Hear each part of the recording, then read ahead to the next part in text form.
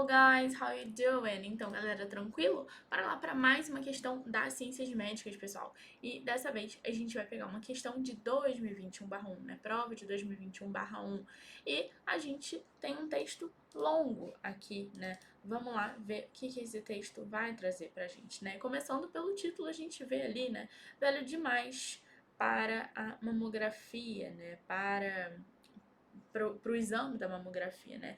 E aí a gente tem que lembrar, né, que a mamografia é um exame muito significativo no que diz respeito à identificação, né, e ao início de um tratamento precoce, né, um tratamento que tem uma chance de sucesso aí em relação ao câncer de mama. Vamos ver o que nosso texto vai trazer pra gente, pessoal. Bom, começando ali, né, para muitas mulheres, o rastreio regular do câncer de mama é um protocolo médico muito padrão.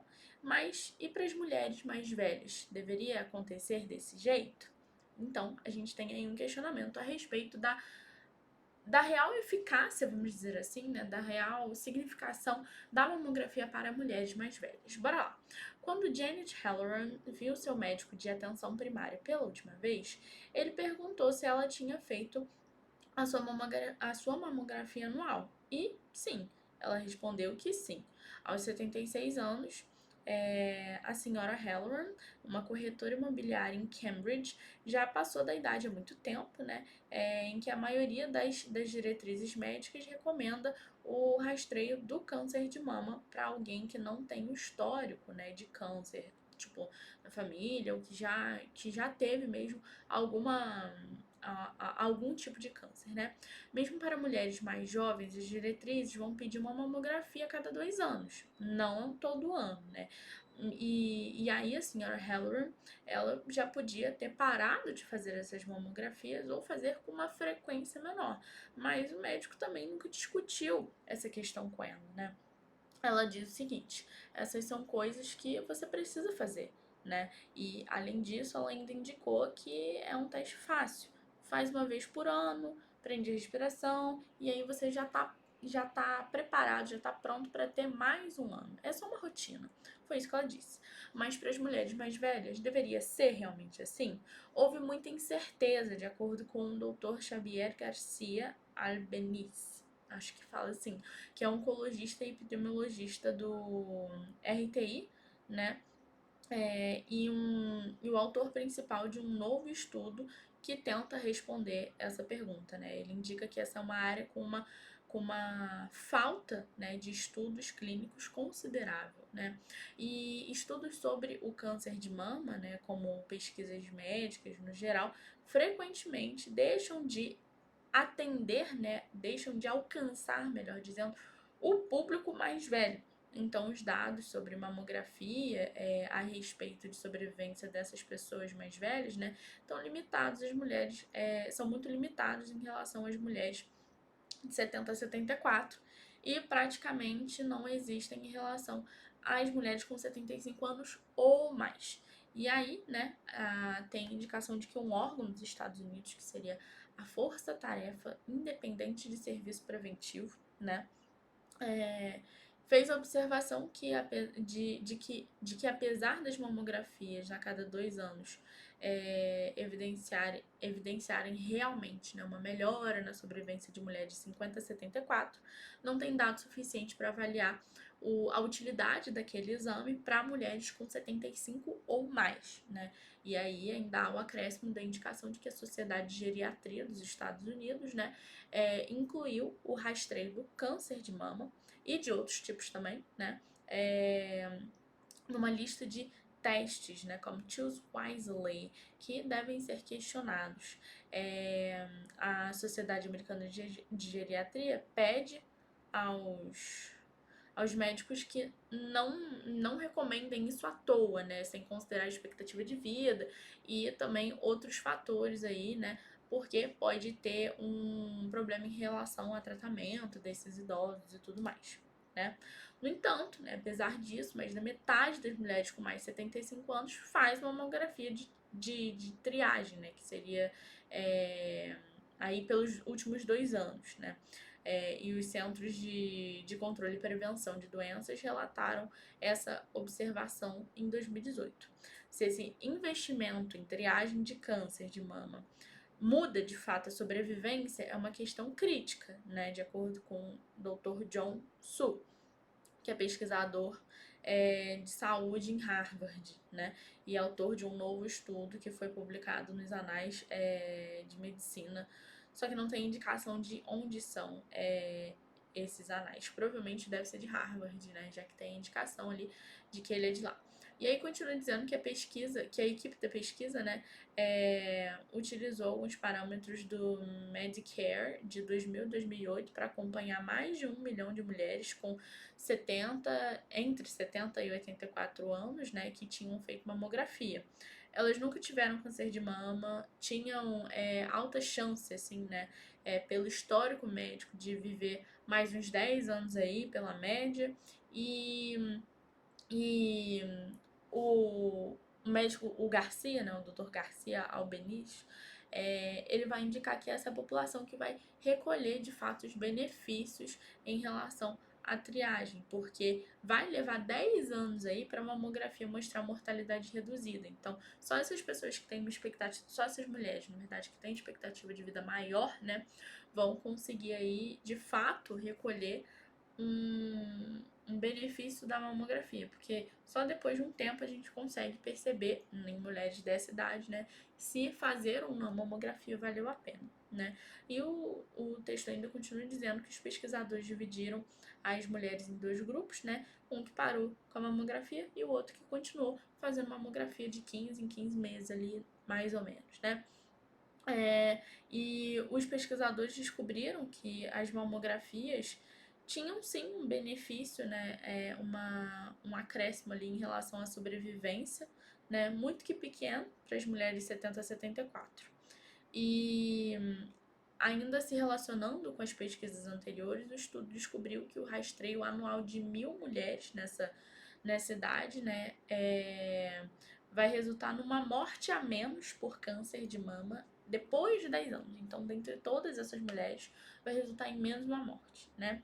Mas entre as mulheres de 75 a 84 anos, né, esses exames anuais não reduziram as mortes, apesar de terem detectado um câncer num, num estágio, né? Num estágio menor, né? Aí você está diagnosticando mais câncer, mas isso não traduz um benefício de mortalidade. É a opinião do Garcia Albeniz. Por que não? Os cânceres em si, eles podem ser diferentes entre as idades, né? E eles podem crescer mais rápido ou mais devagar, ou ter mais probabilidade de se espalhar. Então aqui a gente tem uma indicação, gente, de que, tipo assim, beleza, a mulherada com mais 75 pode fazer mamografia? Pode. Mas isso não significa que elas vão sobreviver.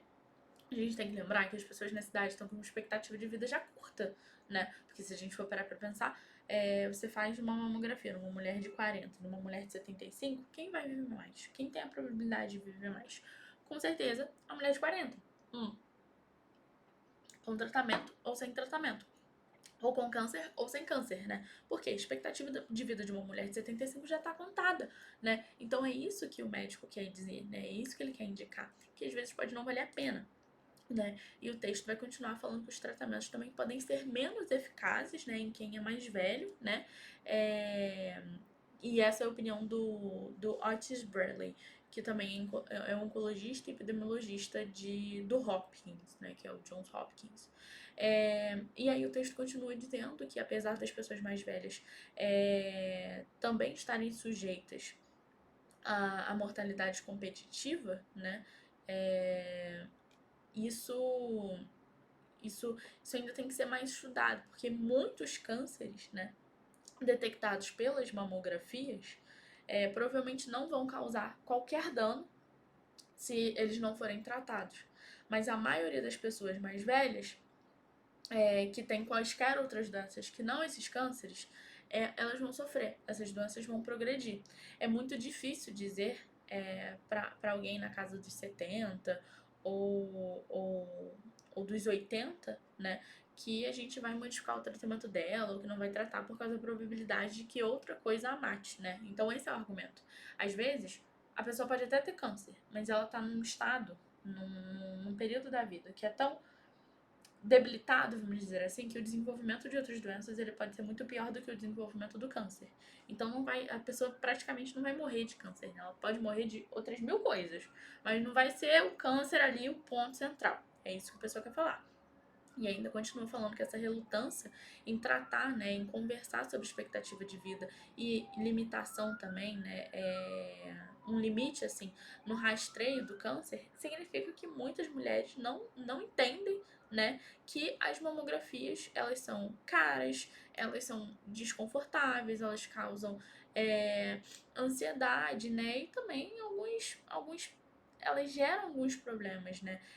Os testes, né, esses exames, normalmente levam a cirurgias desnecessárias, né, radiação, né, e tudo mais. E também a ingestão de medicamento para câncer, que às vezes nem ia causar um sintoma devidamente, né? E aí, esse é o ponto discutido. Qual é a vantagem de se fazer mamografia, né? Ainda assim, como a expectativa de vida vai variando muito, né? Algumas mulheres mais velhinhas, idosas, né? Muito saudáveis, elas podem viver o suficiente para se beneficiar dessa mamografia de fato, né? E podem realmente querer fazer o rastreio disso, né? E as mamografias, elas podem levar a um tratamento de câncer agressivo mais cedo, ou seja, se a pessoa descobre o câncer, ela pode tratar precocemente, ter mais chance de sucesso e com cirurgias menos extensas, né, por exemplo. E aí tem a indicação do Dr. Garcia, né, ele continua falando, eu ficaria muito feliz se os médicos começassem a usar esse nosso artigo para informar a discussão, né, que eles têm com os pacientes, para conversar mesmo com os pacientes. Mas apesar disso, as mulheres elas continuam fazendo as mamografias de forma regular, né? Mesmo e por isso, né, mesmo que os especialistas acham que não vai rolar um estudo muito grande, né, quantitativo, que divida em grupos, né, de pessoas que não estão fazendo mamografia com pessoas que estão fazendo mamografia, né? E aí tem indicação do porquê. A doutora Mara Schomberg é uma médica do Hospital Israelense em Boston, né? Trabalhou por anos para ajudar as mulheres a compreender, assim, né, sobre a decisão de se fazer ou não rastreio de câncer de mama. E ela acha muito complicado, porque essas mulheres, elas foram orientadas por uma vida inteira a fazer rastreio do câncer, né? Então, poxa, como que eu vou virar para alguém a essa altura do campeonato e falar, pô, você não vai mais fazer, não pode mais fazer, né? E aí ela ainda continua falando que essas mulheres, elas têm segurança, né, com a mamografia negativa. Elas fazem mamografia porque elas se sentem seguras quando dá negativo. Ó, mamografia não acusou nada. Ah, significa que eu tô bem, né? Então é muito difícil entender, né? É muito difícil tratar disso, né? E descobrir um câncer e indicar, na verdade, né, que um câncer de mama descoberto precocemente pode não ajudar, né, em nada, né? Porque essas mulheres mais velhas estão suscetíveis a outras doenças. Às vezes o ponto nem é o câncer, beleza? Então, para ajudar a explicar, a doutora Schomberg, né, desenvolveu um auxílio à decisão, que é um folhetim, que ele foi escrito com uma leitura muito fácil, a nível de sexta série, né, de sexto ano, que vai usar algumas indicações científicas de pesquisas para explicar os prós e os contras de se fazer ou não a mamografia, né? Uma amostra base mostrou que depois de ler esse folhetim, mulheres de 75 a 89 elas estavam mais informadas sobre a mamografia e mais abertas para discutir isso com os médicos, né? Mas ainda assim, mais 60% das mulheres continuou fazendo a mamografia de 15 em 15 meses, mais ou menos, né? E um outro estudo, né, maior, com 546 pessoas, relatou resultados muito semelhantes, né, de acordo com a doutora Schomberg, porque talvez, como disse o Dr. Brawley, a coisa mais importante que podemos fazer é realmente ajudar essas pessoas a entenderem quais são as perguntas, entender que ninguém tem as respostas exatas. Então, às vezes, a gente tem que levar em consideração o estado mental do paciente. Porque se essas mulheres sempre fizeram mamografia, falar para não fazer mamografia pode ser muito complicado. E elas não vão aceitar, assim como o estudo revelou que mais 60% delas continuaram, né? E aí ainda o texto continua falando que apesar disso, né, dessa amostra, a avó da doutora Schomberg, né, que seguiu a recomendação do médico dela e fez mamografia com 78 anos, teve um final, assim, né, uma história mais definitiva, né. A Anne Schomberg, né, que é a avó dela, era uma dona de casa em Detroit, né, e fumante. Fumava por muito tempo com enfisema, né? Enfisema é um problema no pulmão. E quando a mamografia verificou, né, apontou um câncer em estágio 1, ela teve cirurgia e começou terapia com endócrino, tomou remédio e tudo mais para diminuir o risco de recorrência, né? E aí a doutora Schomberg aponta que ela não gostou de como ela se sentia, então ela parou depois de 3 anos, né? Parou tudo depois de 3 anos. Quando ela chegou aos 80 e 80 quebrados, né? Uma mamografia indicou outro câncer, né? Que levou a uma outra cirurgia. E mesmo que ela tivesse parado de fumar, com mais ou menos os seus 80 ali, o enfisema continuou piorando, né? Porque mesmo que a pessoa pare de fumar, né? Uma coisa tão ruim, tão perigosa assim como o enfisema pulmonar, ainda é muito perigoso. E foi isso que levou ela à morte aos 88 anos, não câncer de mama. É isso que os médicos estavam argumentando, gente. Eles estavam falando, gente, às vezes a pessoa idosa ela tem tantos outros problemas que não vai ser o câncer que vai matar ela. Vai ser qualquer outra coisa. Então, a gente tem que perceber esse pró e esse contra na hora de falar com os pacientes. Esse é o argumento dos médicos, né? E aí,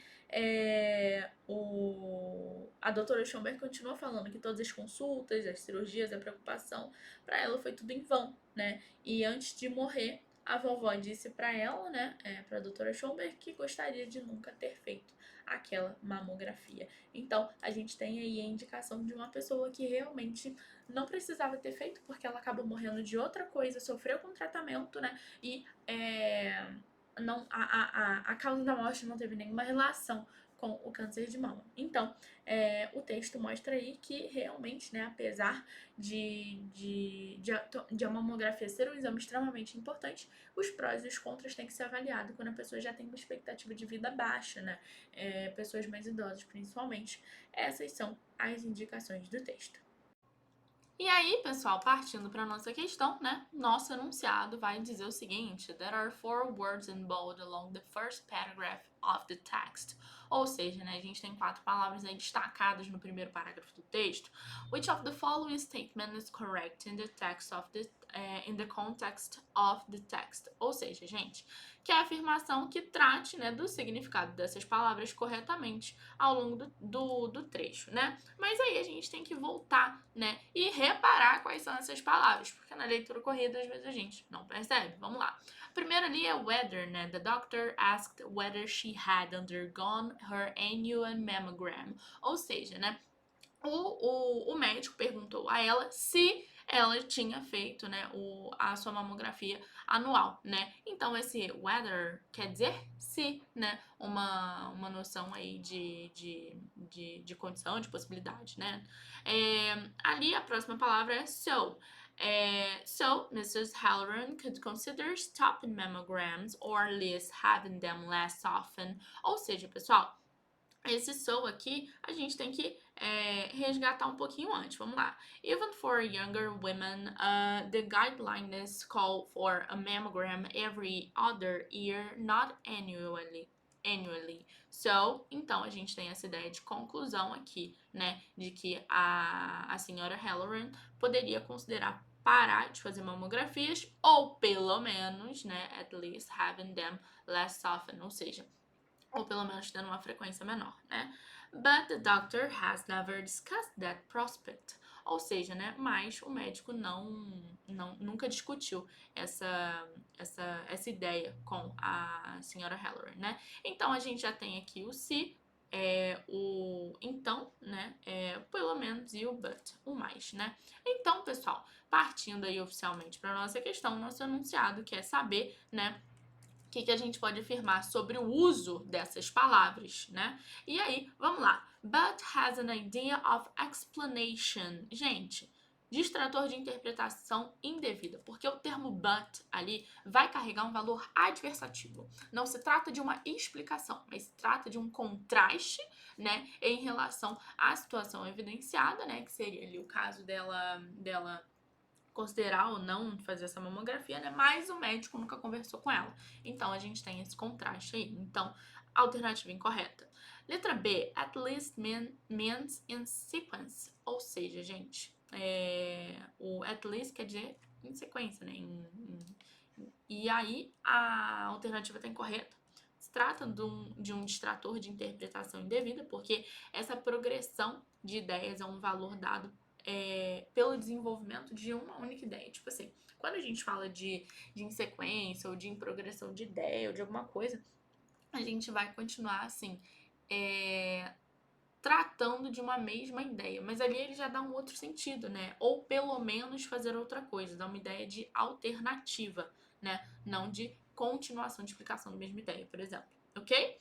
Letra C. So has an idea of contrast. Ou seja, pessoal, o so, né, que seria ali o nosso então, tem uma ideia de contraste. E, pessoal, distrator de interpretação indevida. A gente tem uma ideia conclusiva ali, né? A presença do termo so ali, se a gente pudesse relacionar com uma tradução de então, né, teria valor de conclusão, não de contraste, beleza? E aí, né, a nossa última alternativa, whether means if. O if e o whether são se, né, se a gente pudesse traduzir, né, uma ideia condicional ali pro contexto. E aí, pessoal, nossa questãozinha de nível fácil, tudo tranquilo, tudo uma boa. Pelo sentido em si do texto, a gente já consegue perceber facilmente o significado de cada uma dessas palavras, né? E é isso, pessoal. Questãozinha fácil. Bom, eu espero que vocês tenham entendido. Espero vocês na próxima questão. Comenta aí embaixo se você achou médio, fácil, difícil. E eu vejo você na próxima. Beijo, beijo. Tchau, tchau.